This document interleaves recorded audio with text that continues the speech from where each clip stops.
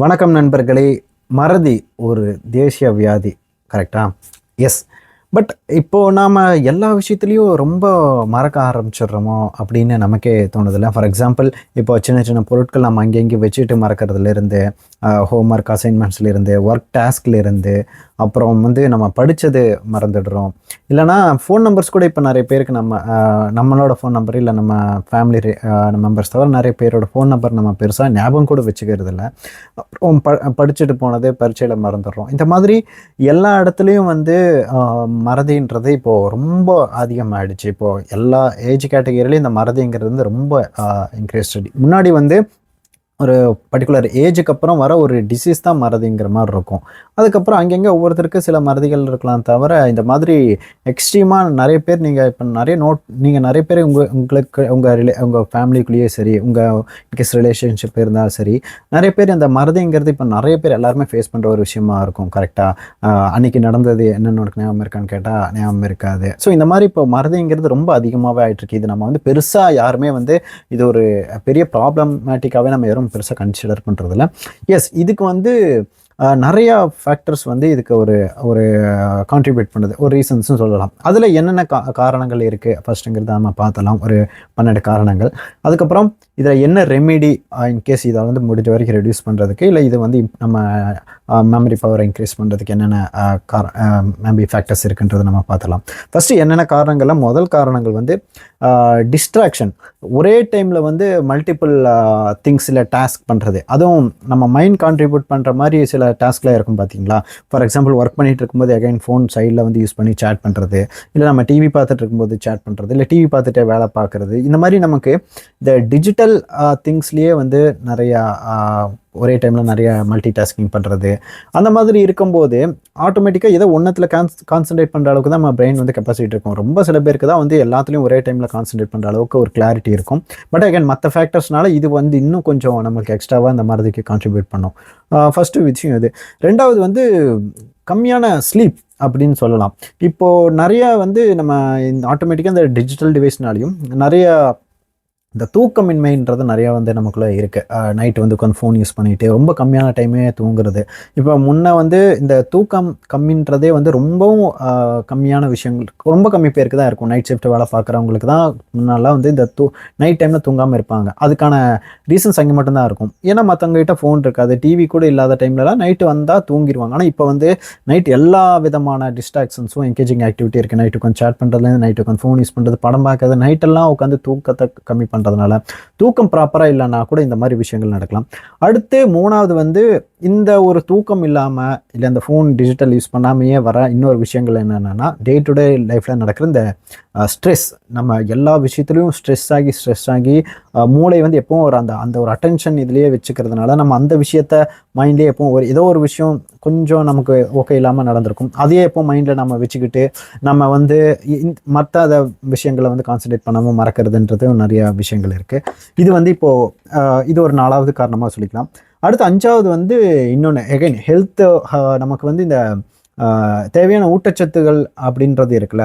இப்போது for example, நமக்கு தேவையான ஒமேகா 3 ஆன்சிடென்ட்ஸு, அப்புறம் ப்ரோட்டீன்ஸ் ஆகட்டும், இந்த சில நமக்கு தேவையான எசென்ஷியல் வைட்டமின்ஸ் ஆகட்டும், அந்த நமக்கு தேவையான மினரல்ஸ், நியூட்ரிஷன், பிரெயின் நியூட்ரிஷன்ஸ் கொஞ்சம் நமக்கு தேவைப்படும்.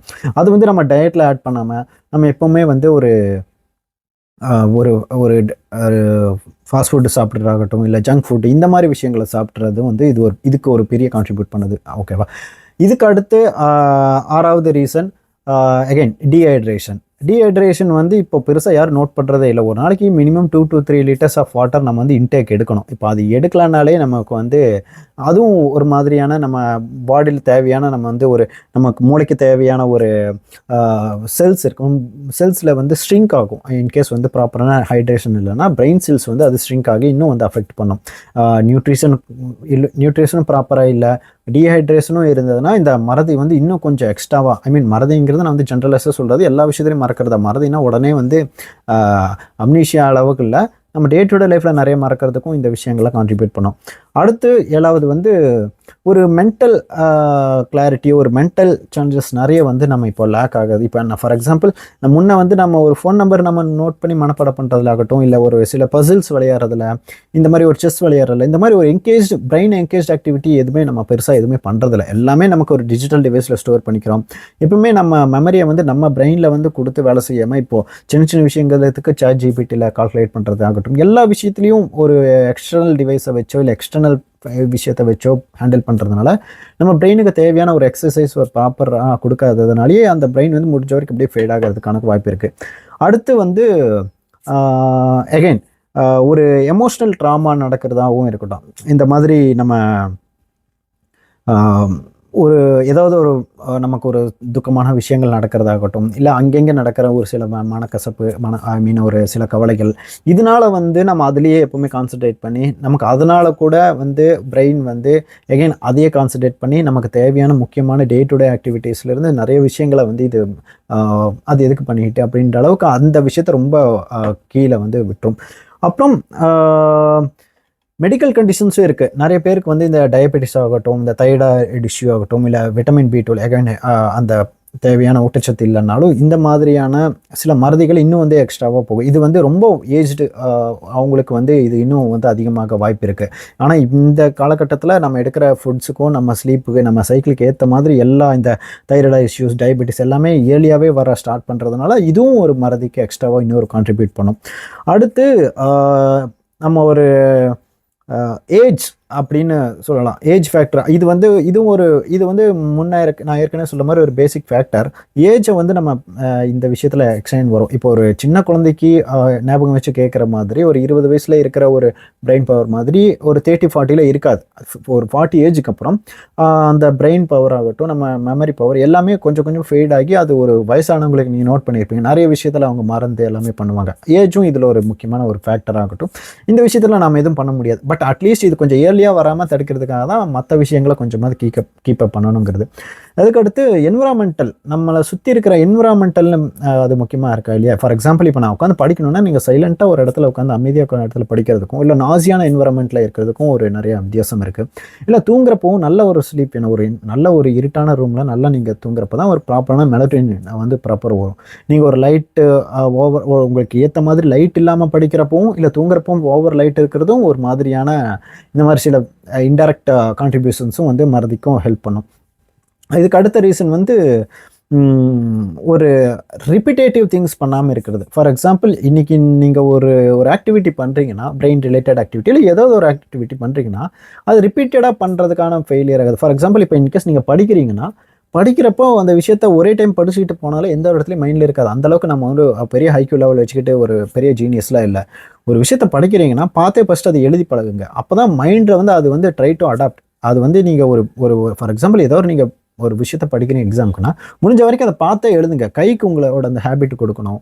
முடிஞ்ச வரைக்கும் ஃபோன் நம்பர்ஸ் நிறைய மனப்பாடம் பண்ணி பழகுங்க. இல்லை டெய்லி ஏதாவது ஒரு பசில் ஆக்டிவிட்டீஸ் வந்து இல்லாதப்போ இந்த மாதிரி நமக்கு தேவையான ஒரு பிரெயின் ஆக்டிவிட்டியோ இல்லை நம்ம அதுக்கு ரிப்பீட்டடான ஒரு விஷயத்தை ரிப்பீட்டடாக பண்ணுறப்போ தான் அது மைண்டில் அது வந்து ஓகே இது நமக்கு திரும்ப திரும்ப தேவைப்படுதுன்னு அதை ட்ரை டு ஸ்டோர் பண்ணும். அது அந்த மாதிரி விஷயங்கள் இப்போ ரொம்பவும் கம்மியாயிடுச்சு.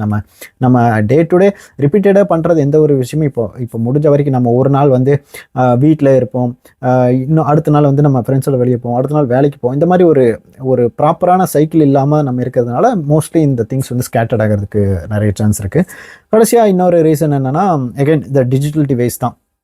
ஓவராக வந்து டிஜிட்டல் டிவைஸ் நம்ம கையில் நம்ம வச்சு ஹேண்டில் பண்ணிகிட்ருக்கோம். ஒரு நார்மல் வாட்ச்லேருந்து இப்போ ஒரு டிஜிட்டல் வாட்ச், அதில் எல்லாத்தையும் நம்ம பார்க்குறோம். ஃபோன்லேயே நம்ம எல்லா ஃபோன் நம்பர்லேருந்து நம்ம தேவையான எல்லா விஷயங்களும் அதுலேயே இருக்கிறதுனால நம்ம அதை டிபெண்ட் பண்ணியிருக்கோம். ஒரு லேப்டாப் ஆகட்டும், டிவி ஆகட்டும், இந்த மாதிரி ஒரே டைமில் ஒரே நாளில் இவ்வளோ ஸ்க்ரீன் டைமிங்கை நம்ம கன்சியூம் பண்ணுறப்போ ஆட்டோமேட்டிக்காக மைண்ட் அதை டிபெண்ட் பண்ணியிருக்கும். நமக்கு ஒரு எக்ஸ்ட்ரலாக ஒரு இன்புட் கிடச்சிட்ருக்கு, நம்ம பெருசாக இதை ஞாபகம் வச்சுக்க தேவையில்லைன்னு ஆட்டோமேட்டிக்காக டிசைட் பண்ணிடும். ஸோ இந்த மாதிரி இந்த 12 ரீசன்ஸும் வந்து பேசிக்காக நான் வந்து இப்போதைக்கு கொஞ்சம் அனலைஸ் பண்ணபடி இந்த ஒரு மேஜர் ரீசன்ஸாக இருக்குது.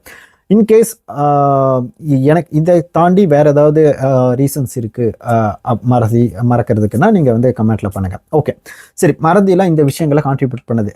இதே வந்து நம்ம எப்படி ரிசால்வ் பண்ணலாம், சிம்பிள். இப்போ நான் சொன்ன அந்த அத்தனை விஷயங்களுக்கும் எந்தெந்த விஷயங்களில் வந்து நம்ம எப்படி ரெமெடி பண்ணிக்கலான்றது நீங்களே வந்து முடிஞ்ச வரைக்கும் இது நீங்களுக்கே தெரியும்.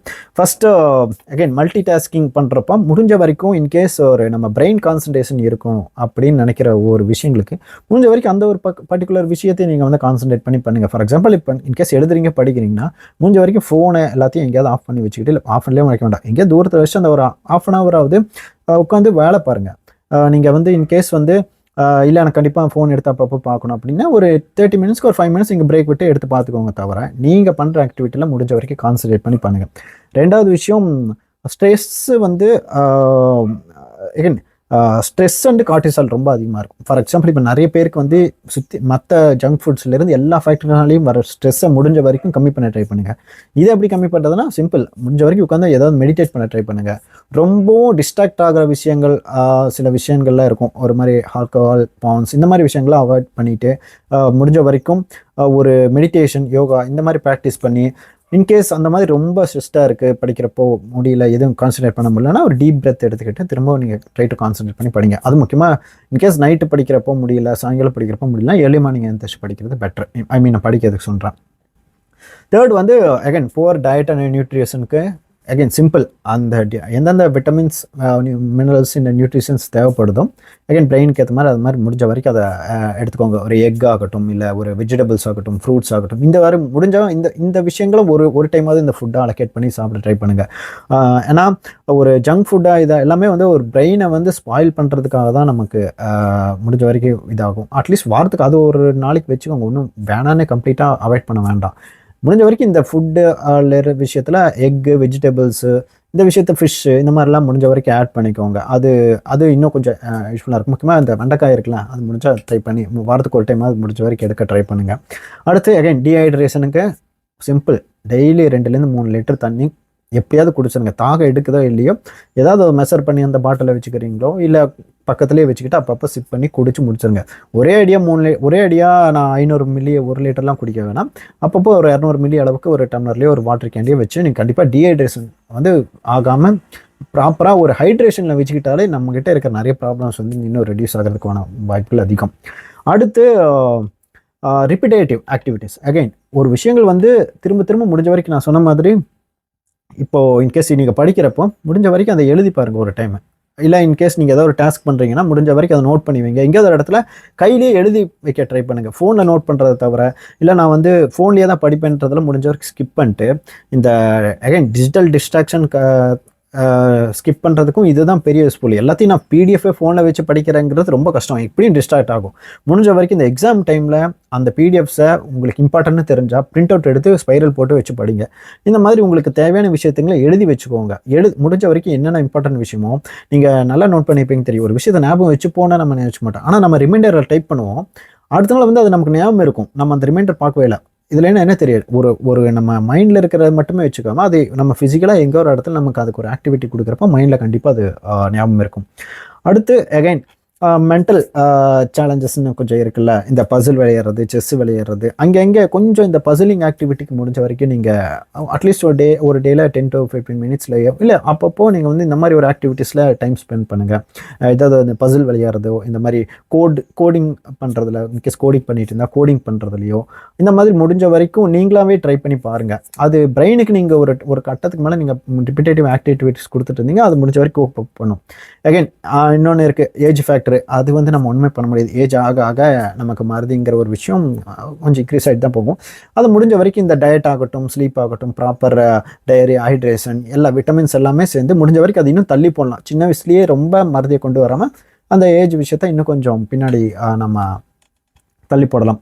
அகைன் அடுத்து வந்து எமோஷனல் ட்ராமா, ஃபியர். இதில் நம்ம ஒன்றும் என்ன பண்ண முடியும், இன்கேஸ் நமக்கு ஒரு ட்ராமாவோ இல்லை ஃபியரோ, இல்லை நமக்கு இப்போ ஒரு எக்ஸாம்பிள் நாளைக்கு ஒரு எக்ஸாம்னா அந்த ஃபியரை மைண்டில் முடிஞ்ச வரைக்கும் வச்சுக்காமல், ஓகே அது எக்ஸாம் இருக்குது, நான் எழுதி அதை கண்டிப்பாக முடிச்சிடலாம், அது அந்த விஷயத்தை நீங்கள் எப்படி பார்க்குறீங்கன்றது. நாளைக்கு எக்ஸாம் நீங்கள் உட்காந்து நல்லா படிங்க. இப்போ என்ன இப்போ வச்சு படிச்சுட்டு உங்களுக்கு எப்போ படித்தா ப்ராப்பராக வந்து மைண்டில் இருக்குமோ அந்த மாதிரி உங்களுக்கு ஃப்ளெக்சிபிளாக எந்தெந்த விஷயம் இருக்கோ அதில் முடிஞ்சால் ட்ரை பண்ணி பார்த்துருங்க. அது நல்லா ஹெல்ப் பண்ணும். ஓகேவா? அந்த மாதிரி தான் நம்ம வந்து இந்த விஷயத்தில் வந்து ட்ராமாவில் அவங்கவுங்களுக்கு ஒரு சில விஷயங்கள் ஒரு சில டெக்னிக்ஸ் இருக்கும். எக்ஸாம்ன்றதாகட்டும் இல்லை ஒர்க் விஷயத்திலே ஆகட்டும், எல்லா இடத்துலையும் ஏதோ ஒரு விஷயத்தில் எங்கேயாவது உங்களுக்கு ஹெல்ப் ஆகிருக்கு. முடிஞ்ச வரைக்கும் அது எந்த ஒரு சிரமம் பார்க்காம அதை திரும்ப ட்ரை பண்ணி இந்த ட்ராமா முடிஞ்ச வரைக்கும் எப்படி ஏதோ ஒரு விஷயத்தில் நீங்கள் ஒரு டைம் ப்ராக்டிஸ் பண்ணி அதை நீங்கள் இது பண்ணிட்டீங்கன்னா அது எகைன் உங்களுக்கு பழகிடும். அதனால் இந்த மாதிரி ட்ராமா விஷயத்தில் முடிஞ்ச வரைக்கும் எப்படி நம்ம கரெக்ட் பண்ணிக்கிறதுன்றது உங்களுக்கே டெக்னிக் நீங்கள் முடிஞ்ச வரைக்கும் அனலைஸ் பண்ணி பாருங்கள். இல்லைனா நீங்கள் வந்து கமெண்ட்ஸில் கேளுங்க, நான் வந்து எப்படின்றத நான் வந்து ட்ரை பண்ணி பார்க்குறேன். மெடிக்கல் கண்டிஷன்ஸ் எகைன் நமக்கு வந்து இப்போது தைராய்டு, டயபெட்டிஸ், பீட்டல் டெஃபிஷியன்சி இந்த மாதிரி நிறைய விஷயங்கள்லாம் இருக்குல்ல, அதுக்கு நாம் முடிஞ்ச வரைக்கும் அதுக்கேற்ற டயட்ஸ் எடுக்கிறதும் இல்லை அதுக்கேற்ற மாதிரி ட்ரீட்மெண்ட் எடுக்கிறதும் மஸ்ட். ஏன்னா இதுவும் வந்து இன்டெரக்டாக வந்து ஒரு கட்டத்துக்கு மேலே மறதிக்கு கான்ட்ரிபியூட் பண்ணி தைராய்டு லெவலுக்கு கொண்டு போய்விடும். அதனால் அந்த விஷயத்தை முதலையே ஆரம்பித்து அதில் வராமல் நீங்கள் எப்படி ஸ்கிப் பண்ணணும், டயட்லேயே ஆகட்டும் ஸ்லீப்லேயே ஆகட்டும், முடிஞ்ச வரைக்கும் இதெல்லாம் வந்து பார்த்துக்கோங்க. அடுத்து அந்த டிஜிட்டல் டிவைஸ் அந்த ஃபேக்டரில் முடிஞ்ச வரைக்கும் இந்த டிஜிட்டல் டிவைஸ் யூசேஜை வந்து கம்மி பண்ண ட்ரை பண்ணலாம். அட்லீஸ்ட் ஒரு 1 hour 2 hours வந்து எந்த ஒரு டிஜிட்டல் டிவைஸும் யூஸ் பண்ணாமல் வேறு ஏதாவது ஆக்டிவிட்டியில் ஸ்பெண்ட் பண்ணுறதாகட்டும், ஒரு ஒர்க் அவுட் பண்ணுறது, வாக்கிங் போகிறது, இந்த மாதிரி விஷயத்தில் நீங்கள் வந்து முடிஞ்ச வரைக்கும் டைம் ஸ்பெண்ட் பாருங்கள். நைட்டு தூங்குறதுக்கு முன்னாடி 1 hour முன்னாடியே ஃபோன் எடுத்துன்னு போய் அலாரம் வச்சு வேறு ஒரு ரூமில் வச்சுட்டு வந்துடுறதாகட்டும், இல்லை நைட்டில் 1 hour முன்னாடி இந்த ஸ்க்ரீன் டைம் எல்லாத்தையும் ஆஃப் பண்ணுறதாகட்டும், மார்னிங்கில் அதே மாதிரி எந்திரிச்சதும் இந்த ஃபோனு டிவைசஸ்லாம் கம்மி பண்ணுறதாகட்டும், இல்லை டே டு டே ஆக்டிவிட்டி நீங்கள் வந்து படிக்கிறப்போவும் எழுதுகிறப்போவும் அந்த டிவைசஸ் முடிஞ்ச வரைக்கும் தள்ளி வச்சுக்கிட்டு, இல்லை அதில் ஒரு பாட்காஸ்ட் போட்டுவிட்டு நீங்கள் பாட்டுக்கு கேட்டுக்கிட்டே எழுதுங்க. தவிர உட்காந்து பார்த்துக்கிட்டே முடிஞ்ச வரைக்கும் எப்பாவது நீங்கள் அதை எவ்வளோக்கு எவ்வளோ நீங்கள் ரெடியூஸ் பண்ணுறீங்களோ அவ்வளோக்கு எவ்வளோ உங்கள் மெமரி பவர்ஸ் இன்க்ரீஸ் ஆகிறதுக்கான வாய்ப்பு அதிகம். இதுக்கு அடுத்து என்விரான்மெண்டல் ஃபேக்டர்ஸ். அகைன் வந்து தூங்குறப்போ நல்லா தூங்குங்க, ஓகேவா? ஃபுல்லாக லைட் ஆஃப் பண்ணி வச்சுட்டு ஒரு 8 to 9 hours நல்லா தூங்கணும். அவங்கவுங்க ஏஜுக்கு ஏற்ற மாதிரி சில ரெக்குயர்மெண்ட்ஸ்க்கு ஏற்ற அளவுக்கு நல்லா தூங்கணும். அதே மாதிரி படிக்கணும்னா ஒரு சைலண்ட்டான இடத்துல உட்காந்து படிக்கணும். நாய்ஸியோட படித்தா எகைன் அந்த மாதிரி விஷயங்கள் நமக்கு டிஸ்ட்ராக்ட் ஆகும். ஸோ இதெல்லாம் தான் மேஜர் ஒரு ரெமிடிஸ். அகைன் இதில் எல்லாமே வந்து சேர்கிற இடம் மெயினாக வந்து ஹைட்ரேஷன் ப்ராப்பராக இருந்து, ப்ராப்பரான டயட் எடுத்து, ப்ராப்பரான ஸ்லீப் இருந்து, ஒரு அந்த டிஜிட்டல் டிவைஸ் யூசேஜ் கம்மி பண்ணிங்கனாலே மெஜாரிட்டி மறதிங்கிறது ரொம்பவும் கம்மியாயிரும். இதை தாண்டி நிறைய விஷயங்கள் ஒரு மாதிரி நீங்கள் மெடிடேட் பண்ணி உங்கள் மெமரி பவரை டெவலப் பண்ணுறதாகட்டும், இல்லை சில ஜங்க் ஃபுட்ஸ்லேருந்து, பான்லேருந்து, நம்ம ஆல்கஹால்லேருந்து, இந்த விஷயங்களை ஸ்கிப் பண்ணுறதுலேருந்து மெமரி பவர் இன்னும் வந்து நம்ம சேவ் பண்ணி முடிஞ்ச வரைக்கும் அட்லீஸ்ட் இது கொஞ்சம் தள்ளி போடலாம். இன்கேஸ் இந்த பாயிண்ட்ஸ் தவிர வேறு ஏதாவது பாயிண்ட்ஸ் உங்களுக்கு தெரிஞ்சால், இல்லை மெமரி பவர் இம்ப்ரூவ் பண்ணுறதுக்காகட்டும், இல்லை மறதியை கம்மி பண்ணுறதாகட்டும், உங்களுக்கு வேறு ஏதாவது உங்களுக்கு டிப்ஸோ இல்லை பாயிண்ட்ஸோ உங்களுக்கு தெரிஞ்சால் நீங்கள் கமெண்ட்ஸில் சொல்லுங்கள். இன்கேஸ் இது வேறு யாருக்காவது இந்த பாயிண்ட்ஸ் தேவைப்படுது, இல்லை இந்த விஷயங்கள் தேவைப்படும் தெரியணும்னு நினச்சிங்கன்னா அவங்களுக்கு நீங்கள் ஷேர் பண்ணுங்களாம். வேறு ஏதாவது ஒரு நல்ல ஒரு டாப்பிக்கோடு நம்ம வந்து திரும்ப டிஸ்கஸ் பண்ணலாம். தேங்க்யூ.